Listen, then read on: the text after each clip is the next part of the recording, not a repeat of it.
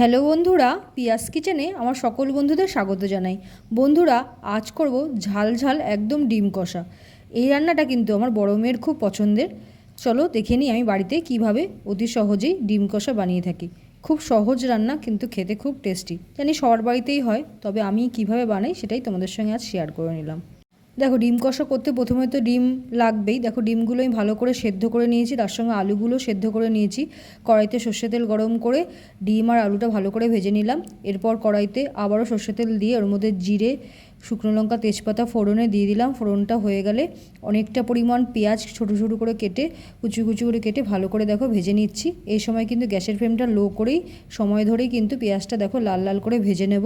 পেঁয়াজটা দেখো লাল লাল করে ভাজা হয়ে গেছে। এখানে কিন্তু তারপরে আমি দুখানা টমেটো মিডিয়াম সাইজে দিয়ে দিলাম। এরপর দিয়ে দিলাম পরিমাণ মতো নুন আর হলুদ। পরিমাণ মতো নুন আর হলুদ দিলাম এই কারণেই টমেটোটা তাহলে তাড়াতাড়ি সেদ্ধ হবে। দেখো, টমেটোটা ভালো করে একটুখানি সেদ্ধ হয়ে যাক। এরপর আদা রসুন লঙ্কার একটা পেস্ট বানিয়ে রেখেছি, সেটা দিয়ে দিলাম। আর দিলাম আবার একটু নুন আর হলুদ, আর দিলাম রঙের জন্য কাশ্মীরি লঙ্কার গুঁড়ো।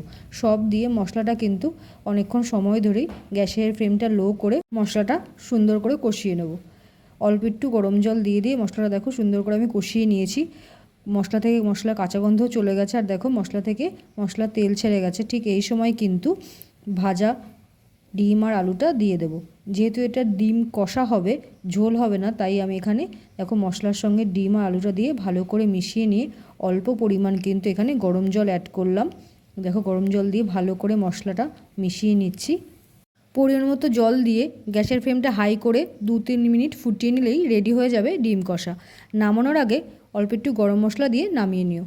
এইভাবে একবার ডিম কষা করে খেয়ে দেখো, কথা দিলাম তোমাদের খুব ভালো লাগবে। ভিডিওটা শেষ পর্যন্ত দেখার জন্য সকলকে আমার অসংখ্য ধন্যবাদ। ভিডিওটা ভালো লাগলে একটা লাইক, শেয়ার আর কমেন্ট করো, আর চ্যানেলটা সাবস্ক্রাইব করে আমার পাশে থেকো। খুব তাড়াতাড়ি দেখা হবে রান্নার কোনো এক ভিডিও নিয়ে।